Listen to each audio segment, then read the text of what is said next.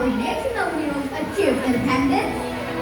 Well, if you are just as curious as me, I would like to tell you a tale with the title of The Story of Din. But before that, let me introduce myself first. My name is Nafisa. I'm from SMP Junior High School, Banda Aceh. Well, now let's get to the story and enjoy carefully. A long time ago, in the heartland of Aceh, there lived a determined and fearless woman named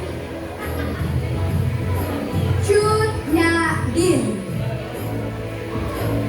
Growing up, she was raised in such strong Islamic culture.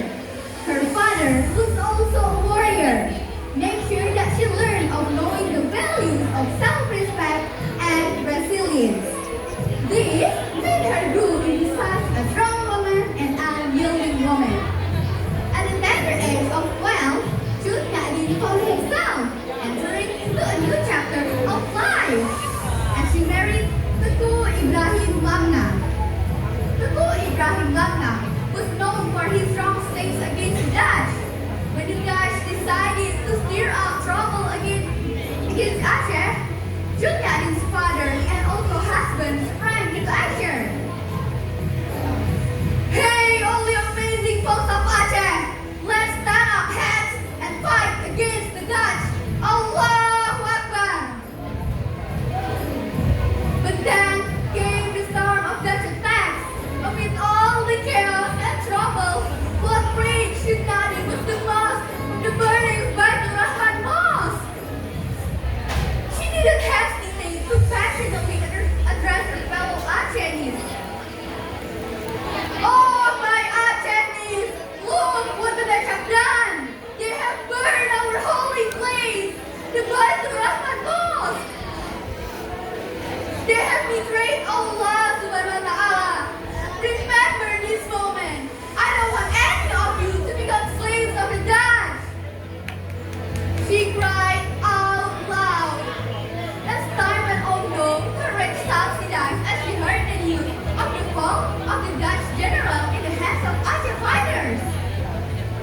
However, in the cruel cycle of life, Din lost both her father and her husband in a battle. But even though she was in this heartbroken state, she did not give up and was determined to fight. She wanted to avenge the sufferings of her Acehnese people. In the twist of fate, she fell in love once again and married Umar, a fighter in the battle of justice. But there was one problem. The Dutch had such advanced weapons, but the Acehnese were only fighting with a traditional weapon called Rechong. In this brilliant moment, Umar thought of a plan. He wanted to surrender to the Dutch and then give all the weapons to Din and the people of Aceh. Oh, my dear, I have a plan. What if we surrender to the Dutch? Then I will pretend to be one of their warriors. But I will keep the fire burning by sending you all weapons. Asked Umar. Oh honey, I am scared of that plan. However, I trust you. I trust that Allah will protect us. Answered Din. But Din didn't support her husband's plan. Well, unexpectedly, Umar's plan succeeded. He rose as the Dutch leaders and also as the warrior of the war. Meanwhile, Din became one of the warriors and also inspired all the people of Aceh by using the weapons got from Umar and stolen from the Dutch. Sadly, Umar's plan did not last long. Eventually, the Dutch found out about that plan. When the Dutch found out, they were boiling with rage. What? Umar was a liar? Bring them here. Dead or alive, I'll cut their head. Said the leader. War rose again. Din and Umar's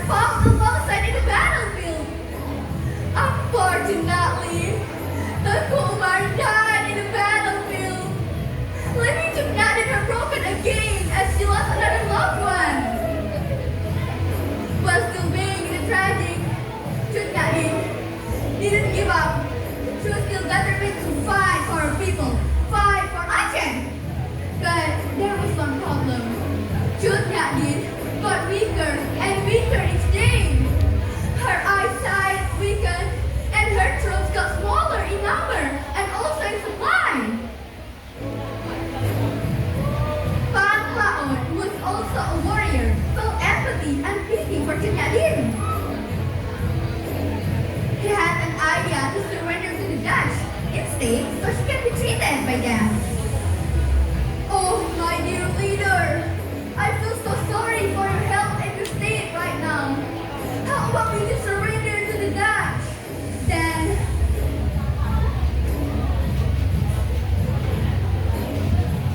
as Phang Laon.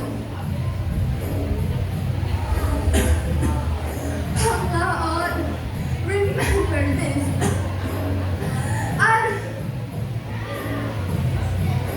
I would rather be killed by their swords than have to surrender to the Dutch. Answer, Cut Nyak Dien. But then, Phang Laon betrayed Cut Nyak Dien. He told the Dutch where Cut Nyak Dien was and asked the Dutch to capture her, but treat her with respect. Then, not long after, Cut Nyak Dien was captured, treated, but then exiled to Sumedang, West Java. But even though she was in the States, she still didn't lose hope. She tried to spread her message by teaching Al-Quran to the young folk in West Sumedang. Sadly, in 6 November 1908, Cut Nyak Dien sadly passed away.